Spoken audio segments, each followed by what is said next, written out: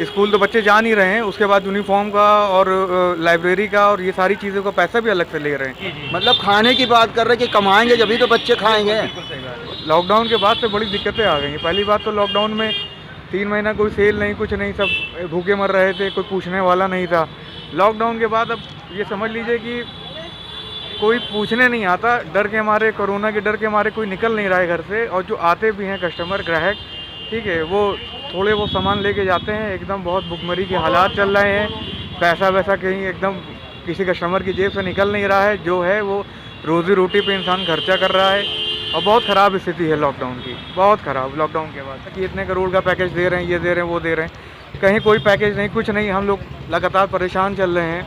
अब स्थिति ये आप समझ लीजिए कि लॉकडाउन के बाद जब से हमारी दुकान खुल रही है, हफ्ते में 5 दिन, 2 दिन का तो लॉकडाउन इधर भी कर दिया, सैटरडे संडे। कोरोना संभल नहीं रहा इनसे। चलो कोरोना ही संभल जाए, हम लोग भूखे मर रहे हैं, कोरोना ही संभाल रहे हैं ये लोग। ना कोरोना संभाल रहे हैं, ना कुछ है। और बिज़नेस का ये हाल है कि ना कोई माल आना है, ना जाना है, और बहुत ख़राब कंडीशन है। नमस्कार, मैं अशफी खान, X24 न्यूज़ प्रयागराज से। आज मैं आया हूँ नखास कोने के सेवई मंडी इलाके में और कुछ व्यापारियों से बात करते हैं कि लॉकडाउन से पहले की स्थिति में और लॉकडाउन के बाद की स्थिति, क्या ज़िंदगी में बदलाव आए हैं, किस तरीके के इनके बिजनेस चल रहे हैं, उन सभी चर्चाओं करेंगे। आप अपना नाम बता सकते हैं? शाकिब ज़िया नाम है हमारा। ये हमारी शॉप है, इलेक्ट्रिक की शॉप है। फादर हमारे करीब 30 साल से ये शॉप चला रहे हैं। यहाँ के व्यापार मंडल अध्यक्ष हैं फादर हमारे। और करीब लॉकडाउन के पहले की स्थिति हम आपको बताएं तो बहुत ही अच्छा था, ठीक था सब। लॉकडाउन के बाद से बड़ी दिक्कतें आ गई हैं। पहली बात तो लॉकडाउन में 3 महीना कोई सेल नहीं, कुछ नहीं, सब भूखे मर रहे थे, कोई पूछने वाला नहीं था। लॉकडाउन के बाद अब ये समझ लीजिए कि कोई पूछने नहीं आता, डर के मारे, कोरोना के डर के मारे कोई निकल नहीं रहा है घर से। और जो आते भी हैं कस्टमर, ग्राहक, ठीक है, वो थोड़े वो सामान लेके जाते हैं। एकदम बहुत भुखमरी के हालात चल रहे हैं। पैसा वैसा कहीं एकदम किसी कस्टमर की जेब से निकल नहीं रहा है। जो है वो रोज़ी रोटी पे इंसान खर्चा कर रहा है। और बहुत ख़राब स्थिति है लॉकडाउन की, बहुत ख़राब लॉकडाउन के बाद। शाकिब जी, मैं जानना चाहता हूं कि लॉकडाउन से पहले की ज़िंदगी में और अब की ज़िंदगी में आपके बिजनेस को लेकर क्या प्रभाव पड़ा है? बिज़नेस में बहुत बड़ा प्रभाव पड़ा है। पहले हमारे यहाँ 5 लड़के काम करते थे, इस वक्त 2 ही लड़के बचे हैं। 3 लड़के चले गए हैं। क्यों चले गए हैं? क्योंकि आधी सैलरी दे रहे हैं, चले गए बेचारे, जा कहीं नौकरी ढूंढ रहे हैं, कुछ कर रहे हैं। माल बाहर से आ नहीं रहा है, बाहर कहीं कोरोना निकला है, कहीं कुछ है, माल दुकान पे आता नहीं है, माल सप्लाई करते नहीं है। और सारे व्यापारियों का यहाँ बुरा हाल है। और कोई रिबेट उबेट के नाम पे इन्होंने कुछ नहीं दिया। इन्होंने बोला था कि इतने करोड़ का पैकेज दे रहे हैं, ये दे रहे हैं, वो दे रहे हैं, कहीं कोई पैकेज नहीं, कुछ नहीं। हम लोग लगातार परेशान चल रहे हैं। अब स्थिति ये आप समझ लीजिए कि लॉकडाउन के बाद जब से हमारी दुकान खुल रही है, हफ्ते में 5 दिन, 2 दिन का तो लॉकडाउन इधर भी कर दिया, सैटरडे संडे। कोरोना संभल नहीं रहा इनसे। चलो कोरोना ही संभल जाए, हम लोग भूखे मर रहे हैं, कोरोना ही संभाल रहे हैं ये लोग। ना कोरोना संभाल रहे हैं, ना कुछ है। और बिज़नेस का ये हाल है कि ना कोई माल आना है, ना जाना है, और बहुत ख़राब कंडीशन है। शाकिब जी, एक बात आपने कही कि मेरी दुकान पे लड़के काम करते थे, तो क्या जो लड़के लॉकडाउन से पहले थे उतने ही लड़के अभी भी हैं? नहीं, इतने लड़के नहीं है, खाली 2 लड़के बचे हैं। एक लड़का पेमेंट लेने गया, एक लड़का दुकान में बैठा हुआ है। और हिम्मत भी नहीं है कि और कोई लड़के अब हम रखेंगे।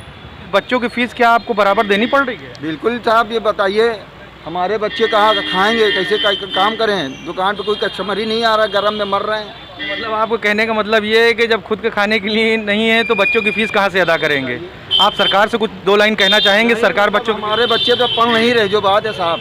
मतलब खाने की बात कर रहे कि कमाएंगे जब ही तो बच्चे खाएंगे। जब बच्चे कमाएंगे ना तो कहाँ खाएंगे? साकिब जी, एक सवाल और छोटा सा पूछेंगे आपसे। सरकार ने आपको आपके बिजनेस में टैक्सेस जो भी लगते हैं उस टैक्सेस में कोई रियायत दी, या आपके कोई ऐसी लोन चल रहा हो या EMI चल रही हो जिसको सरकार ने उसको कुछ आपको रियायत दी लोन या EMI में? नहीं, मोरेंटम दिया था। मोरेंटम 3 महीने का दिया था, उसके बाद उन्होंने एक्सटेंड कर दिया। लेकिन मोरेंटम एक्सटेंड क्या किया है?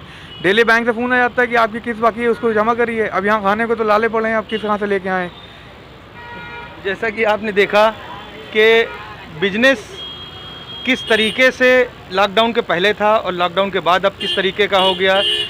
यहाँ व्यापारीगण इतना परेशान हो गया है कि वो ये कह रहा है कि जब खाने को लाले पड़े हुए हैं तो हम टैक्सेस कैसे अदा करेंगे, बिल कैसे अदा करेंगे। और सरकार ने ना तो बिल के ऊपर कोई ऐसा कानून नियम लाया और ना ही कोई टैक्सेस के लिए लाया। अब सरकार से आप पूछते हैं, सरकार से आप कुछ 2 लाइन कहना चाहेंगे? सरकार से निवेदन है, पहले बात तो ये जो आलतू फालतू रूल ये लागू कर रहे हैं उसको ख़त्म करें। पहला रूल हाई कोर्ट की तरफ से पता नहीं किसने करके वो निकाल दिया है कि एक बाइक पे आप बीवी के अलावा किसी को बैठा के नहीं चल सकते।